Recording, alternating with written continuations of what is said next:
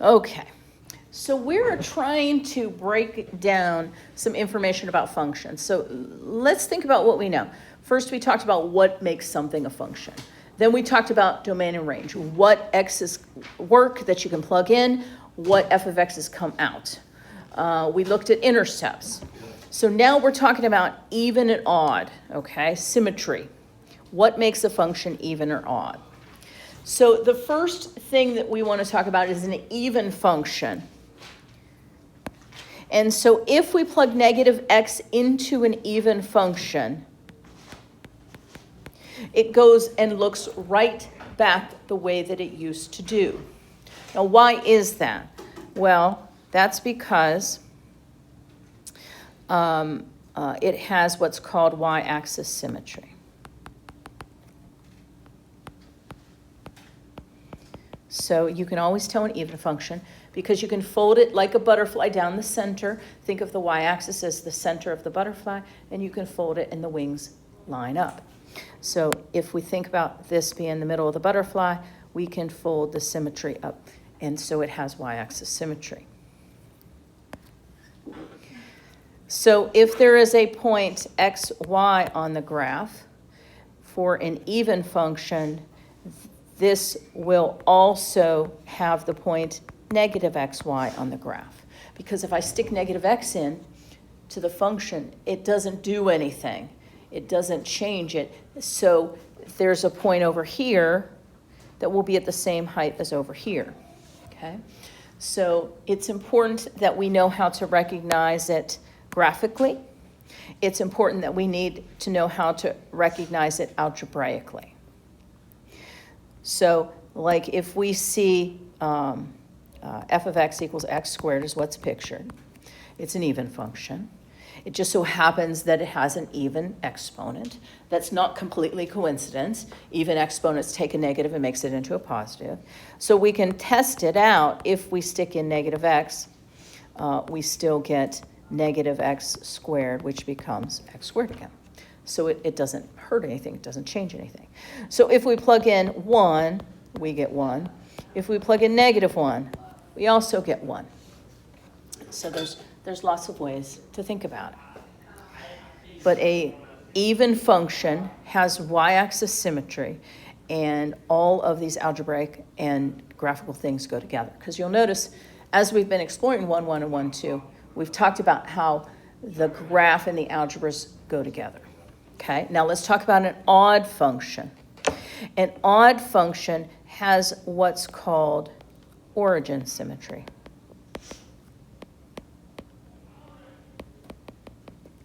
So what I think of origin symmetry is I can put a push pin in the center, and like it's a pinwheel, I can spin it 180 degrees, and it will look exactly like when I started.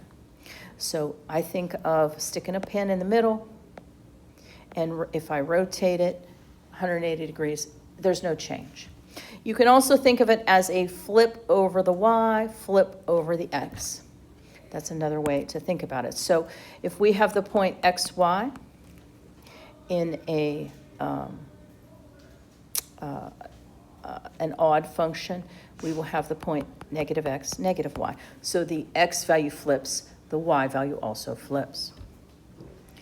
So this ends up being the opposite of f of x. So interestingly enough, and one example of an odd function, which is the picture I put in, is the cubic function. Now, not all cubic functions and not all quadratics are even or odd. The original parent function, x squared, is even. The x cubed function is odd. As soon as you start adding other terms, it might mess it up. But if you plug in negative x, you get negative x cubed, which is negative x cubed, which is the opposite of the original. So I think about this as the same as our original.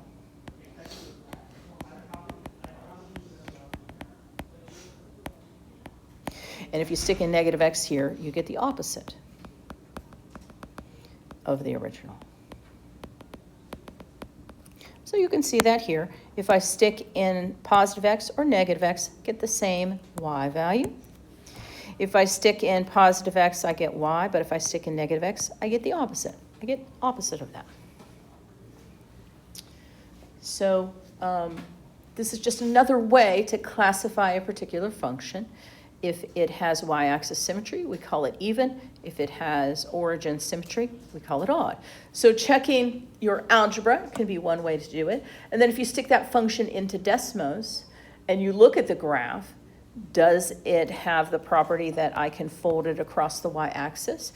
Does it have the property that goes through the origin, or this piece is mirrored down here? So if there's a piece here, it would be mirrored down here. So it just goes, it doesn't have to go through the origin. There are pieces where you have a mirror here and here and it never touches the origin, but it's called origin symmetry because if it was a sheet of paper and you rotated it around that origin, you could get what you started with, okay? So those are just some definitions, some new terminology.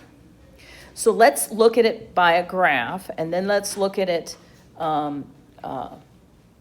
algebraically. So in example, I don't know where we jumped to 5, but how about we go number 1? In this example, we have 3 graphs.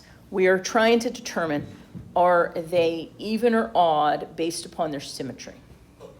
Are there any that look as if we could fold them over the y-axis and there's a matching piece on both sides?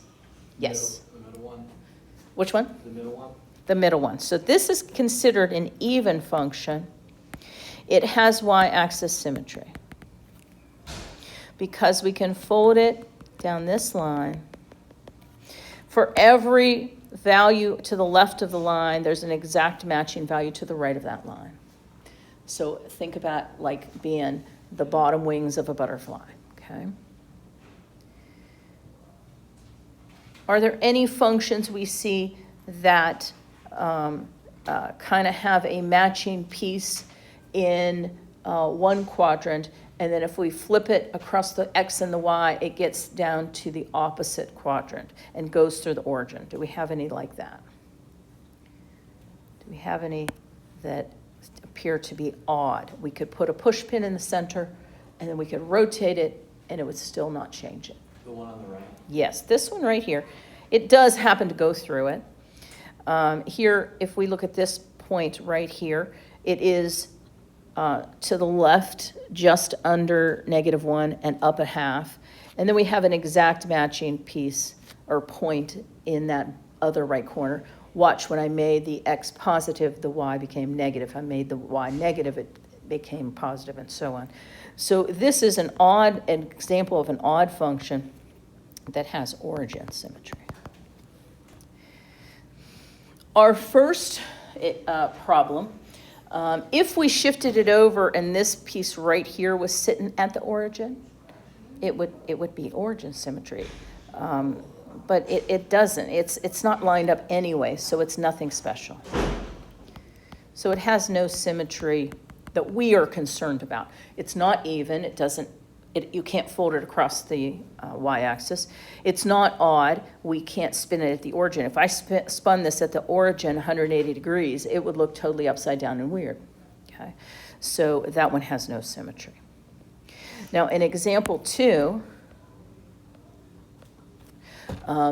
in that example, we do want to make sure that we can identify it algebraically. Okay. Any questions on how to look at it in the graph?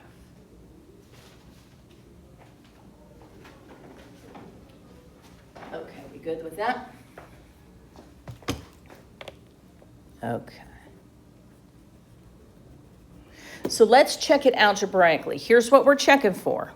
Remember, if we stick in -x and it goes right back to the way it started, it's even. If we stick in -x and it becomes the opposite of what we see, then it is odd. And that would be like if we totally multiplied the function, the original function, by -1. Now, if we multiply this original function by -1, We know what the original looks like. It's that. But if we multiply by -1, there should be a negative in front of here and a positive in front of there. So that's what I mean by the opposite. We actually multiply by -1, okay? So that's what we're checking for. So what do we check for? Well, all we're going to do is plug in -x.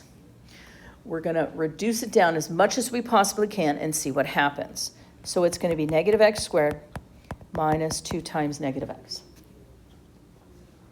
And then you're just going to pretend like the original wasn't there, and you're going to reduce it down as much as possible. Here, the negative is going to become a positive. Here, 2 negatives are going to make a positive. Now, the easiest thing to check is even. Is it an exact match of the original? Is it an exact match of the original? No. So it's not even. We can rule that out if it doesn't go back to the original, okay? Is it the opposite of the original? Meaning, if I multiply through by -1, would I get what I see on the paper? If I multiplied everything in this equation by -1, I would get -x squared plus 2x. Is that what we see? No. So it's not odd either. Okay. So now let's take a second and look at the graph.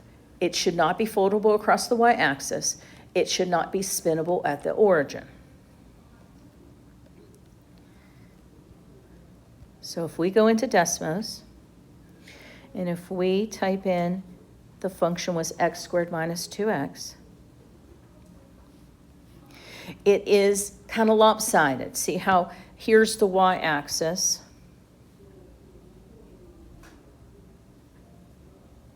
You can't fold it there. It's not lined up perfectly with that.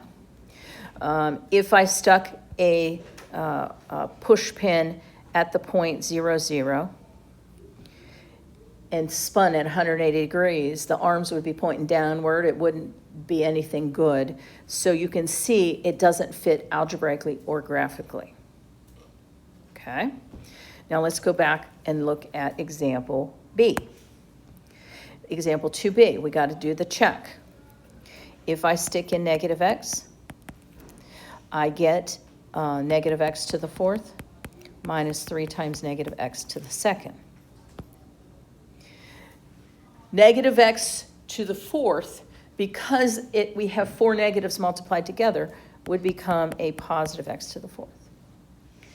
-x to the 2nd becomes an x squared, multiplied by -3 is -3x squared. So the first thing you always ask yourself is, does it look like the original? Is it an exact match of the original now? Yes. Yeah. So it's even. We can stop. If it looks like the original, it is a function that is foldable over the x or over the y-axis.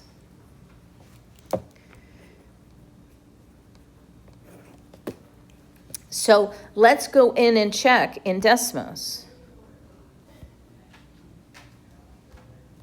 So if we type in x to the power of 4 minus 3x squared, guess what? You could definitely fold that over the x-axis without a problem. It's kind of like butterfly-esque in a way, you know. If we think of that as the bottom wings of the butterfly, it's doing what it should be doing. So the graph and the algebra should always coincide. If not, one of them is wrong. Now, if you typed it correctly into Desmos, Desmos is a great way to check your work. Okay, next. We have a function here that is the absolute value of x. Does anybody know what the absolute value looks like? Anybody know from algebra class what an absolute value kind of generally looks like, that graph? Remember? Anybody remember? The absolute value, for the most part, if it's just the absolute value of x, looks like a v. Okay, so keep that in mind. It looks like a v. If we stick in -x, let's look at what happens. It is the opposite of the absolute value of negative. x. What does an absolute value do to a negative?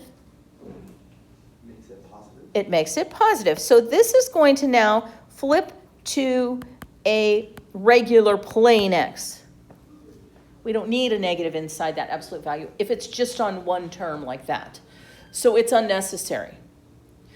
So we ask ourselves, does it fit the even model? Does it look exactly like the original? It's the original, so it's even. So let's check in Desmos. Is it something that is foldable across the x-axis? Well, if you stick in the negative absolute value of x, guess what you get? You get a v. The negative in front just flips it upside down, but it's still a v. We still could fold it across down the x-axis, like if we had a piece of paper that it was drawn on, we could fold it there, and it's a perfect match on both sides of the x-axis, or y-axis, okay? So again, the algebra and the geometry should always match up. Let's do another one. Let's stick in negative x.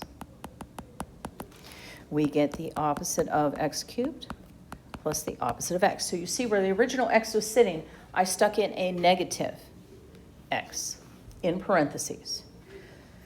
If you cube a negative, does it stay negative or does it become a positive? If we cube a negative, 3 negatives multiply and give you a negative.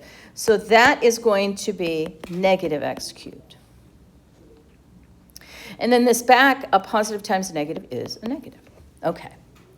So does it match the original? Is it what we saw originally? So that's an easy one to check. Does it match the original? No. No. There's negatives where negatives weren't.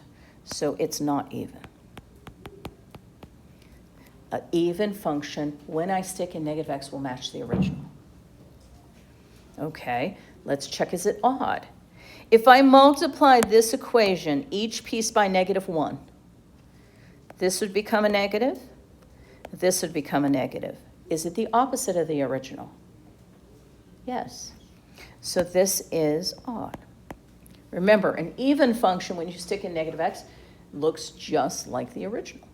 An odd function, when you stick in negative x, it's like you multiply the entire function by -1. It's exactly what happened. So this one should have origin symmetry. So if we go back to Desmos and we stick in x to the third plus x, oh, goes through the origin. There's a piece in the top right and the piece in the bottom left. If there's a piece in the first, there should be a piece in the third if it's an odd function. If there's a piece in the left side, second quadrant, there should be a piece in the fourth quadrant. They should go together like that. They don't have to go through the origin, but it's pretty common, okay? So your job is to work on these. The first 3, you're going to be just graphically saying if they're even, odd, or neither. The bottom 10, you are sticking in negative x to each of them and saying, did they look even or did they look odd? And then if you want to check your work as you go in Desmos to see if you're doing your algebra right, but I want to see these. I want to see the algebra. You're just sticking in negative x and seeing how does it change. If it goes right back to the way it originally looked, it's even. If it's like you multiplied every piece by -1, it's odd. If some get changed and some do not, it's neither. And you should be able to check them all in Desmos. Okay? Good? Okay. So work on some homework.